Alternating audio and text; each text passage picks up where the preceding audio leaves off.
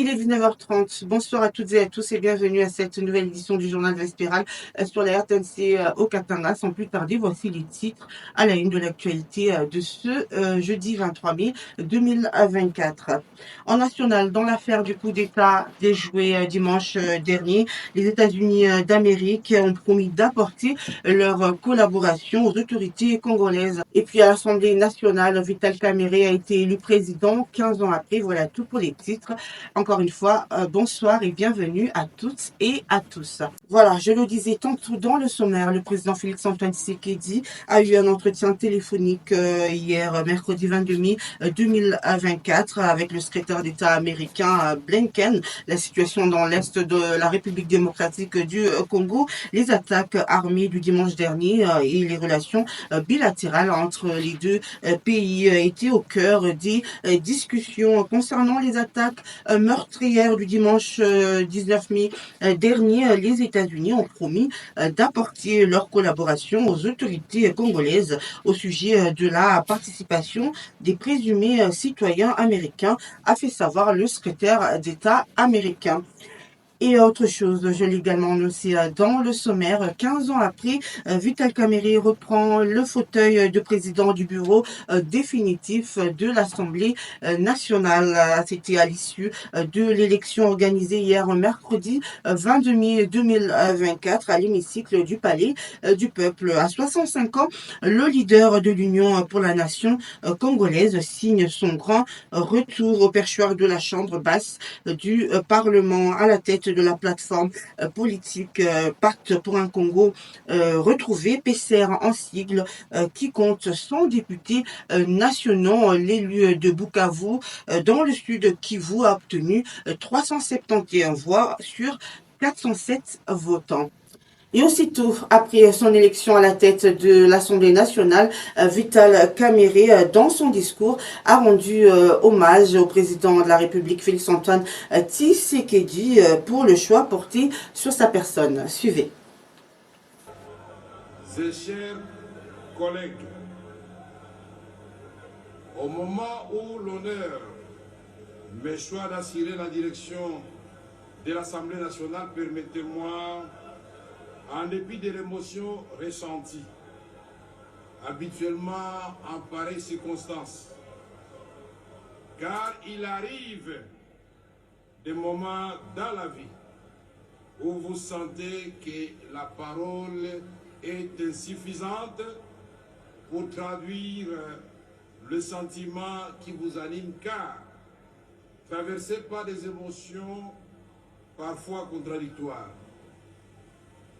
En prenant la parole devant vous aujourd'hui, je ne peux m'empêcher d'évoquer la main de l'Éternel qui, se plaçant au-dessus de nos insuffisances, a permis que ce jour arrive pour qu'ensemble nous soyons mobilisés afin de servir notre nation, pour que nous soyons présents pour affronter les défis auxquels elle fait face actuellement. Mes remerciements s'adressent à Dieu, notre Seigneur et notre Créateur, au président de la République, chef de l'État, commandant suprême des forces armées de la République démocratique du Congo, à qui notre peuple a renouvelé sa confiance et à qui encore je rends mes hommages les plus déférents. Je vous demande d'applaudir et le tout-puissant Dieu créateur et son serviteur Félix Antoine Tshisekedi Tshilombo de façon frénétique. Je voudrais aussi Voilà, et puis autre chose, dirigeons-nous vers l'hôtel de ville de Lubumbashi, où la maire intérimaire Joyce Tunda Akazadi a effectué un tour au centre-ville de Lubumbashi, comme tous les jeudis. Sur place, elle a procédé à la fermeture de certains dépôts pour cautionnement du marché pirate, ainsi que la remise en ordre dans les arrêts de transport en commun. C'est un reportage de Tony Moutung, Jean-Jacques Mwanza et Rémi Kamimbo. Tradition oblige, le maire intérimaire de Lubumbashi, Joyce Tunda Akazadi, a effectué ce jeudi consacré au salongo spécial une visite d'inspection, question de réglementer la circulation des motocyclistes œuvrant au centre-ville de Lubumbashi, de lutter contre les phénomènes Kimbirikité, système qui consiste au non-respect des parkings, la lutte contre les marchés pirates ainsi que la supervision de l'opération d'évacuation des immondices. Le maire intérimaire a débuté sa ronde par les ronds-points 24 heures où elle a adjoint les motocyclistes à ne pas improviser les stationnements en désordre dans l'objectif de ne pas étouffer la circulation, faute de quoi s'ensuivra l'arrestation des récidivistes. Ensuite, l'autorité urbaine s'est lancée à la poursuite des chauffeurs des transports en commun pratiquant le mouvement irrégulier de Kimbirikité. Ces derniers ont vu leurs véhicules arrêtés et mise en fourrière sur ordre de Madame le maire intérimaire de Lubumbashi, Joyce Tunda Akazadi. Partout où elle est passée, l'autorité urbaine a également procédé à la mise en ordre utile d'alignement des véhicules de transport en commun. Joyce Tunda Akazadi a une fois de plus supervisé l'opération d'évacuation des immondices disséminés à travers différentes artères principales du centre-ville de Lubumbashi. Elle a à cette occasion sensibilisé et orienté les responsables des établissements commerciaux à assainir les devants et les abords de leurs établissements commerciaux. C'était avant de sceller un dépôt pour cautionnement des marchés pirates. Certains marchands à la sauvette ont vu leurs marchandises être saisies lors de cette visite d'inspection. Et sur le même registre, les tenanciers du sable exerçant à l'angle des routes Kassinga et Likasi ont 48 heures pour déguerpir vers le site approprié. Ceci ressort de la visite que Madame le maire ad intérim Joyce Tunda Akazadi a effectuée ce jeudi 23 mai 2024. Encore une fois, c'est un reportage de Tony Moutung, Jean-Jacques Mwanza et Rémi Kamimbo. Un délai de 72 heures vient d'être accordé aux transporteurs de sable stationnant à l'angle des routes Kassenga et Likasi à intégrer l'emplacement l'air attribué par la mairie de Lubumbashi, situé juste à côté du tunnel de la SNCC à l'entrée du centre-ville. C'était au cours de la visite effectuée ce jeudi 23 mai 2024. Dépasser ce délai, les récalcitrants ne s'en prendront qu'à eux-mêmes, a dit la patronne de la ville de Lubumbashi, Joyce Tunda Akazadi.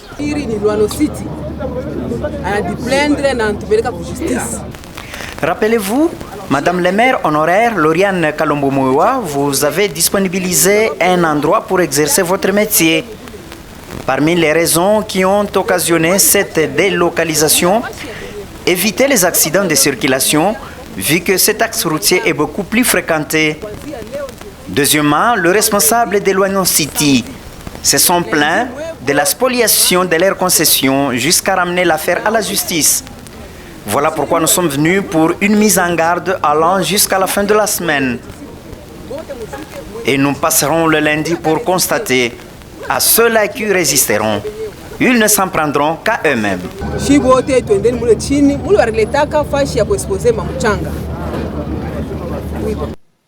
Autre chose, à présent, revenons vers le gouvernorat du Haut-Katanga où Jacques Yeboula Katoué a procédé ce jeudi 23 mai 2024 au lancement des travaux de réaménagement et modernisation des infrastructures, c'est-à-dire de deux infrastructures routières, les avenues Upemba et Moulongo de la commune de Katouba, avant de visiter les avenues La Vallée, Manono et Kamasaka dans la commune annexe déjà réhabilitée.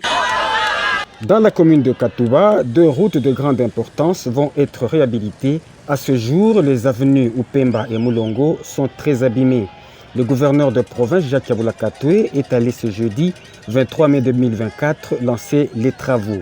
Sur l'avenue Upemba, Jacques Yabula Katoué a suivi les explications du ministre provincial des Infrastructures, Eric Sakuyema Lukwesa, sur les travaux à exécuter. La chaussée longue de 3 km sera élargie jusqu'à atteindre 2 bandes sur 2 voies avec des séparateurs, des lampadaires et des caniveaux pour évacuer les eaux. Après l'avenue Upemba, le gouverneur de province était à l'angle des avenues Lengwe et Mulongo. Ici également, il a eu des explications techniques du ministre provincial des Infrastructures qui avait à ses côtés le directeur provincial de l'Office de voirie et drainage, Dieudonné Aboula, et le bourgmestre de la commune de Katouba, Joël Moutangala. Les habitants ont dit leur joie pour ces 2 chantiers. Je suis animé d'un sentiment de joie et de satisfaction de voir les autorités songer à cette route d'intérêt communautaire qui a fait autant de morts que le gouverneur puisse évoluer sur cette lancée de développement de notre province. Papa gouverneur, nous te remercions. C'est ainsi que nous avons encore porté le choix sur vous, de manière que vous puissiez encore revenir aux affaires. Kiabula Wetu, Wandani, nous ne t'oublierons jamais. Papa gouverneur, merci, merci, merci. Le gouverneur de province Jacques Yabula Katoué se dit déterminé à poursuivre la réhabilitation des infrastructures routières à Lubumbashi et dans toute la province. La population est très heureuse, comme je le constate. L'option pour nous, c'est de travailler comme nous le faisons depuis un certain temps dans la vision du chef de l'État, Félix Antoine Tshisekedi, qui a voulu que nous puissions être reconduits après une brillante élection. Donc pas pour que nous puissions nous contenter de cette élection, de cette victoire, mais pour que nous puissions nous mettre rapidement au travail. Nous avons travaillé sur les infrastructures au centre-ville, mais cette fois-ci, dans notre mandat, nous voulons entrer dans les milieux reculés tels que les communes. Nous venons de faire le boulevard Katouba. Maintenant, aujourd'hui, nous avons lancé le boulevard Upemba ainsi que Mulongo. Et nous avons encore d'autres routes telles que Kabambare qu'on va lancer d'ici peu, le pont qu'on va reprendre avec la construction. Donc il y a une ferme volonté d'améliorer les conditions de vie de nos compatriotes qui sont dans les communes, particulièrement ceux qui sont à la Katouba. Après l'étape de la commune de Katouba, le gouverneur de province, Jacques Yabula Katoué, s'est dirigé vers la commune annexe où les avenues La Vallée et Manono sont déjà remises à neuf. La population a salué la qualité du travail. Cette descente sur terrain s'est achevée sur le pont de grande portée érigé sur la route Kamasaka, largement déjà aussi réhabilité. L'ouvrage sera ouvert à la circulation dans environ 6 semaines.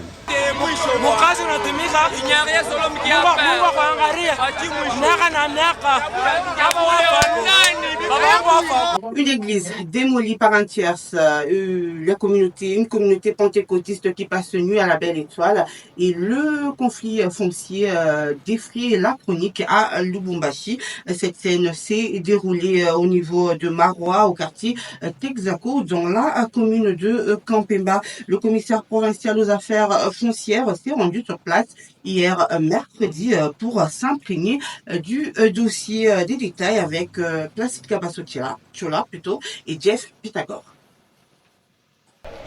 Il s'agit d'un conflit foncier marrant qui a plongé les fidèles de l'église 30e pentecôtiste dans une désolation totale. Son temple a été détruit en entièreté, une démolition qui a laissé les matériaux de construction irrécupérables. Cette situation a fait le tour de toile et a attiré directement l'attention du gouverneur de province Jacques Yabula Katoué. L'autorité provinciale y a dépêché son commissaire provincial aux affaires foncières Enoch Seya Luembe afin de tirer au clair cette affaire foncière. À l'origine, une opposition entre l'Église et une entreprise dénommée Marois Céramique qui se dit propriétaire de cette concession de 30 sur 50 mètres. Marois justifie son action par son souci d'épargner l'Église du pire parce que construite en dessous de la ligne moyenne tension, alors que notamment Marois a amorcé la construction des murs de clôture.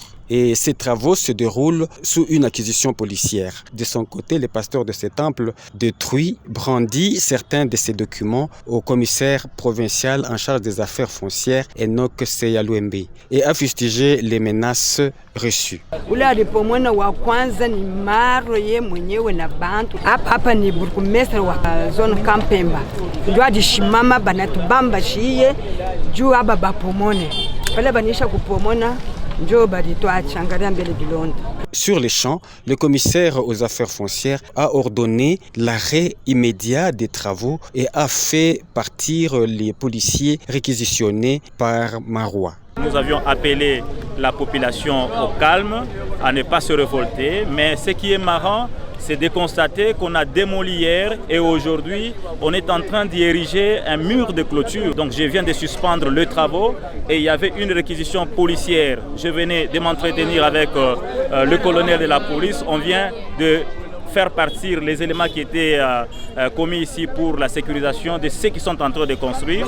Et son Excellence, Monsieur le Gouverneur, a pris en charge ces dossiers et ça va très bien aboutir. Le commissaire provincial aux affaires foncières, Enoch Seyalouembe, a en outre invité toutes les parties opposées à son bureau afin de les départager.